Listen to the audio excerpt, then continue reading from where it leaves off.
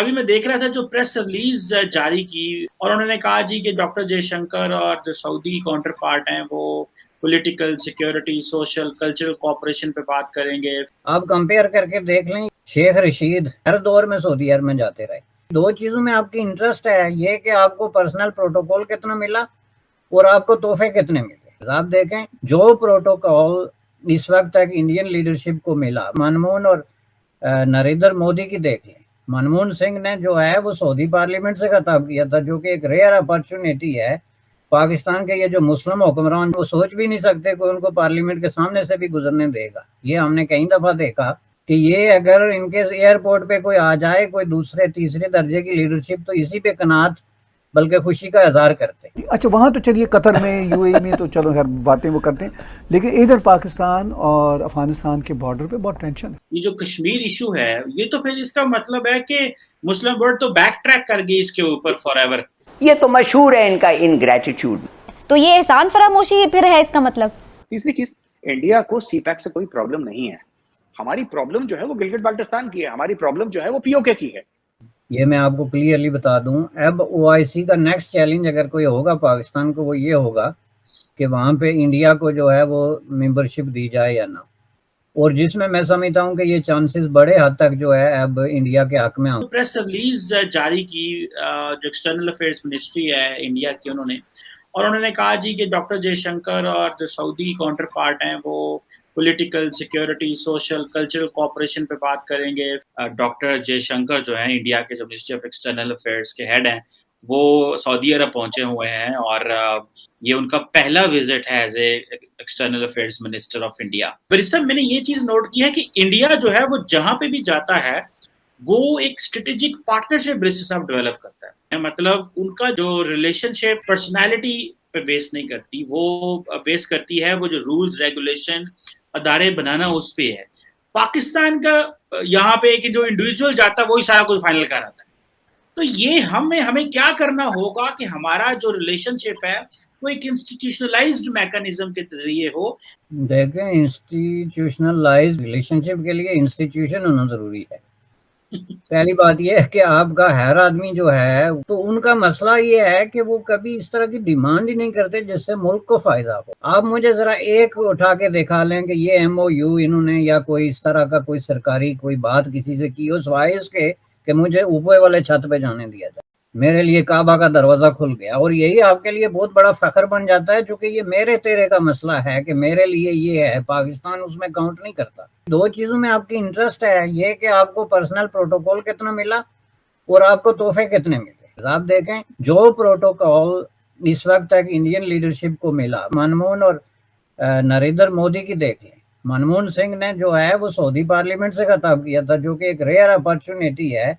पाकिस्तान के ये जो मुस्लिम हुक्मरान वो सोच भी नहीं सकते कि उनको पार्लियामेंट के सामने से भी गुजरने देगा। ये हमने कई दफा देखा कि ये अगर इनके एयरपोर्ट पे कोई आ जाए, कोई दूसरे तीसरे दर्जे की लीडरशिप, तो इसी पे कनात बल्कि खुशी का इजहार करते। जो एजाज मोदी साहब को दिया गया, ये तो फिर उस हिसाब से जनरल ज़िया को भी मिलना चाहिए था ना, मर्द मोमन मर्द हक। तो बैरिस्टर साहब ये बताइएगा कि ये जो कश्मीर इशू है, ये तो फिर इसका मतलब है कि मुस्लिम वर्ल्ड तो बैक ट्रैक कर गई इसके ऊपर फॉरएवर।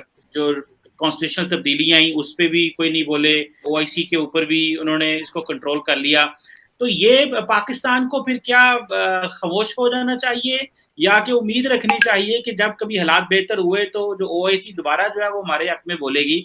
ये मैं आपको क्लियरली बता दूं, अब ओआईसी का नेक्स्ट चैलेंज अगर कोई होगा पाकिस्तान को, वो ये होगा कि वहाँ पे इंडिया को जो है वो मेंबरशिप दी जाए या ना, और जिसमें मैं समझता हूँ कि ये चांसेस बड़े हद तक जो है अब इंडिया के हक में हमवार होते जा रहे हैं।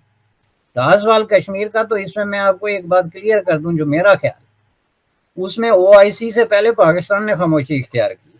आपका जो ये रिएक्शन था 5 अगस्त 2019 पे, वो उनके लिए भी एक हैरानकुन किस्म का था। पाकिस्तान की तरफ से ऑफिशियली डिप्लोमेटिकली कोई अटेम्प्ट किसी भी सतह पे उस तरीके की नहीं हुई जिसकी रिफ्लेक्शन जो है ओआईसी में भी हुई, और अब दोबारा पाकिस्तान जो मर्जी कर ले। लेकिन अगर सी पैक को जो नुकसान हुआ है या कहा जा रहा है, बताया जा रहा है, जाहिर है जैसे आप भी कह रहे हैं पानी उतरेगा तो पता लगेगा, लेकिन आपको लगता है कि इससे कोई फर्क पड़ने वाला है चाइना को? क्योंकि चाइना के लिए तो ये पैसा कुछ भी नहीं है, उससे कोई फर्क नहीं पड़ता, पाकिस्तान को शायद पड़ सकता है।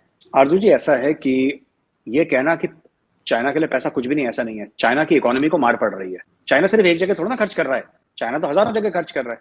चाइना का जो रियल एस्टेट का बूम था वो बस्ट हो गया, ठीक है, इन्वेंट्री पड़ी हुई है, कोई इनको लेने को इच्छुक नहीं है, कोई तैयार नहीं है लेने को। तीसरी चीज, इंडिया को सीपैक से कोई प्रॉब्लम नहीं है, क्योंकि सीपैक इतना बड़ा मंसूबा नहीं है जितना पाकिस्तानी सोचते हैं। पाकिस्तान के लिए बहुत बड़ी चीज है सीपैक। हमारी प्रॉब्लम जो है वो गिलगिट बाल्टिस्तान की है, हमारी प्रॉब्लम जो है वो पीओके की है। बाकी पाकिस्तान में चाइना जो करे, हमें उससे क्या लेने देना है।